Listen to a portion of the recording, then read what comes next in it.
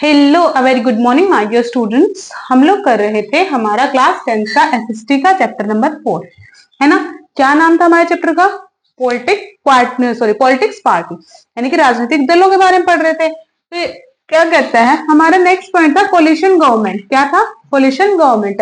अब समझो पहले कोलिशन गवर्नमेंट होता क्या है स्टूडेंट्स। कोलिशन गवर्नमेंट उस ऐसी गवर्नमेंट को बोलते हैं जब बहुत सारी पार्टियां क्या करती है, मिल जाती है, ज्वाइंट हो जाती है और फिर वो पावर में आते हैं। यानी कि सपोज करो एक इलेक्शन कंडक्ट हुए, उस इलेक्शन में 4 वोट इसको मिले, 5 वोट इसको मिले, 6 इसको मिले और 3 इसको मिले। देखा जाए तो अब कोई सी पार्टी विनिंग नहीं है, बट क्या उस टाइम पे क्या करती है, उस टाइम पे सपोज ये 3 पार्टी मिलकर एक साथ आ जाती है, यानी कि जब पार्टीज मिलकर एक साथ आ जाए तो उसको बोलते हैं कोलिशन गवर्नमेंट और उस समय इनकी सत्ता बन जाती है। जब ये सत्ता बनेगी इस सत्ता को बोलेंगे हम लोग कोलिशन गवर्नमेंट। आगे आपको बोलते हैं कोलिशन गवर्नमेंट के बारे में बता रहा है। ये कहता है इन 2004 एनडीए, यूपीए एंड एलडीएफ, ये 3 पार्टी मिली थी और इन 3 पार्टियों ने बनाई थी कोलिशन गवर्नमेंट, यानी कि एक साथ काम किया था इन्होंने मिलकर। वैसे ही 2024 में एनडीए हो गई हमारी और ऑल इंडिया अलायंस ने मिलकर क्या किया था, काम करना शुरू किया था। ये है स्टूडेंट्स हमारे कोलिशन गवर्नमेंट के बारे में। अब पढ़ते हैं हम लोग अबाउट पार्टीज कि जो पार्टीज होती है सबसे पहले वो कितनी है, क्यों बनाई जाती है, कैसे बनाई जाती है, उसके बारे में। तो स्टूडेंट्स जो हमारी पार्टीज होती है ना, कभी भी हम लोग उसको डिसाइड नहीं कर सकते, हमारा इलेक्शन कमीशन डिसाइड नहीं कर सकता कि पार्टीज कितनी होगी और किस अकॉर्डिंग वर्क करेगी, कितनी पार्टी होंगी। सबसे पहले ये डिसाइड करेगा नेचर ऑफ सोसाइटी, यानी कि हमारी सोसाइटी का नेचर कैसा है। जिस अकॉर्डिंग हमारी सोसाइटी होगी उसी अकॉर्डिंग उतनी ही हमारी क्या होंगी, पॉलिटिकल पार्टीज होंगी। सेम वही चीज हिस्ट्री ऑफ पॉलिटिक्स, यानी कि पॉलिटिक्स जो है, जो राजनीति चल रही है उसके इतिहास कैसा है, उसकी हिस्ट्री कैसी है। नेक्स्ट बोल रहे हैं सोशल एंड रीजनल डिवीजन, यानी कि रीजनल बेसिस पे डिवीजन करते हैं, यानी कि धर्मों के बेसिस पर देखते हैं किस धर्म के लोग कितने हैं, कहाँ पे किस चीज को प्रायोरिटाइज किया जा रहा है, उस चीज के बारे में। Next you can say that election system is also a part where people see then what is good and what is bad. So these are the conditions which depended on the parties, यानी ये depend करता है कि कितनी party बनेगी और किस according बनेगी। Next we can say that national parties. Firstly, we can understand what do you mean by national parties. They are saying these are country wise, यानी कि ये लोग चीजें क्या आती है स्टूडेंट्स, कंट्री वाइड्स होती है, यानी कि देश के अकॉर्डिंग होती है। जितना बड़ा देश उतनी ज्यादा parties. Country wide parties those have their units in various states. ये क्या कहता है कि उनके स्टेट्स में उनके यूनिट के वाइज, यानी कितने एक स्टेट के अंदर कितने पार्ट्स बटे, कितने यूनिट्स बटी हुई है, उसके अकॉर्डिंग होती है वहां पे parties. Next we can say that because they have to follow the same policies. Why? Because they have to follow the same policies, same programs, same rules and regulations, same strategies which were decided by the national level. Okay students, they can say that all policies, all political parties, all strategies were decided by the national level. Next आपको बोल रहा है to become a national party. अब ये बोलेगा एक national party बनने के लिए आपके पास कुछ कंडीशंस भी तो होनी चाहिए। ऐसा तो नहीं है कि सबको नेशनल पार्टी बना देंगे।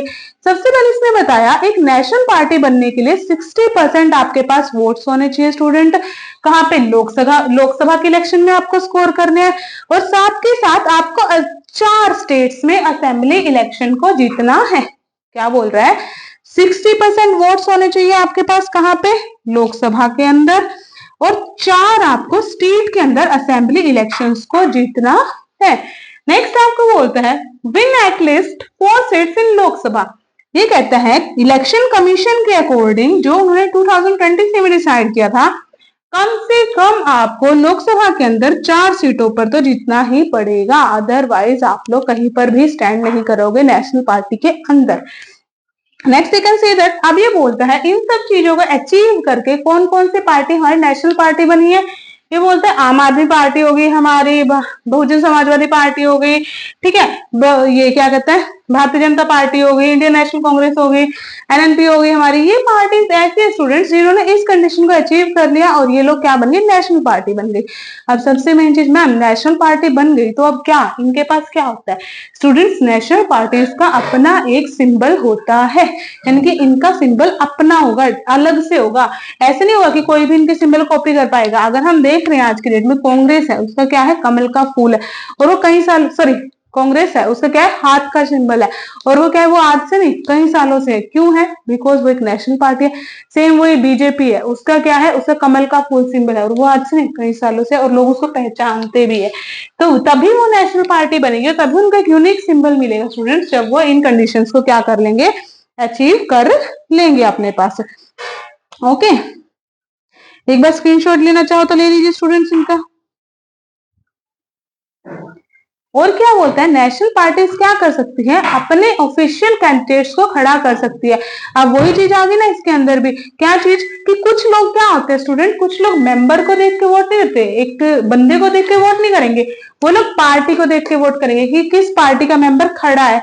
कुछ लोग अपनी पार्टी के लिए इतने फेवर में होते हैं कि उनको कुछ दिखाई नहीं देता, उनको ना नेगेटिव दिखेगा ना पॉजिटिव दिखेगा, और तो और अगर उनकी कास्ट से कोई मेंबर खड़ा भी है ना किसी अदर पार्टी से, वो उसको भी वोट नहीं देंगे, वो किसको वोट देंगे, जिस पार्टी के फेवर में वो लोग हैं उसको वोट देंगे।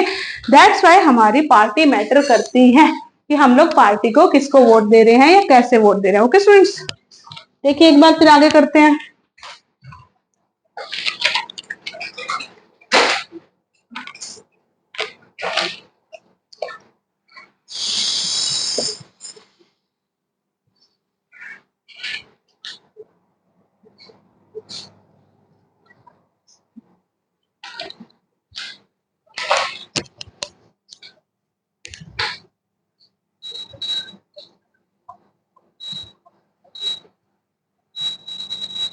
अब हम लोग बात करेंगे स्टूडेंट्स पार्टीज के बारे में, कुछ पार्टीज के बारे में पढ़ते हैं। जैसे सबसे पहले आम आदमी पार्टी की बात हुई, तो सबसे पहले कब फॉर्म हुई, आम आदमी पार्टी।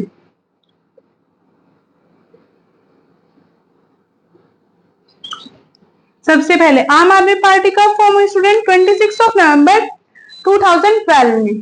26 नवंबर 2012 में इसने क्या कर लिया था, अपनी कंडीशंस को अचीव कर लिया था और एक नेशनल पार्टी बन गई थी। ये कहता है, पर इसको फॉलो कर, ये क्या कर रही थी, ये 2011 से स्टूडेंट्स एंटी करप्शन मूवमेंट को फॉलो कर रही थी। कौन से को, एंटी करप्शन मूवमेंट को फॉलो कर रही थी ये पार्टी। ठीक है, नेक्स्ट आपको बोलता है, ये आइडिया जो था हमारा, ये अकाउंटेबिलिटी का आइडिया कहां से आया था, हमारा आया था आम आदमी पार्टी से, कि अब किसी को जिम्मेदारी भी लेनी पड़ेगी, अगर वो कुछ कर रहे हैं तो उसको जवाबदेही भी देनी पड़ेगी, अकाउंटेबिलिटी भी देनी पड़ेगी। नेक्स्ट आपको बोलता है, ये हमारे दिल्ली लेजिस्लेचर की, कहाँ की, दिल्ली लेजिस्लेचर की सबसे बड़ी दूसरी पार्टी है, मोस्ट लार्जेस्ट सेकेंड पार्टी।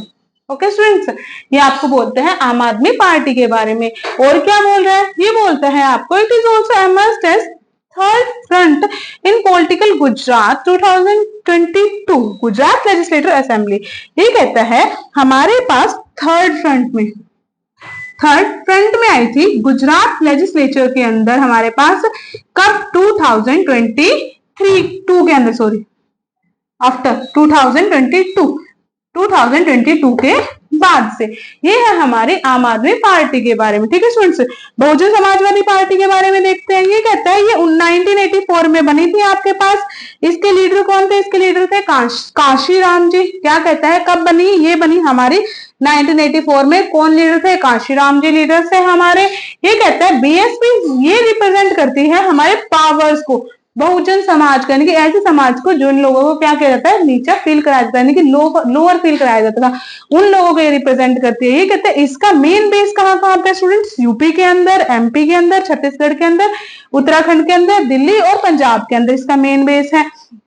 ये कहते हैं 2019 के अंदर लोकसभा इलेक्शन में इसने पोल किए थे 3.63% वोट्स पोल किए थे, और तो और इन्होंने 10 सीटें स्कोर की थी, यानी कि उस समय ये क्या बन गई थी, हमारी नेशनल पार्टी बन गई थी।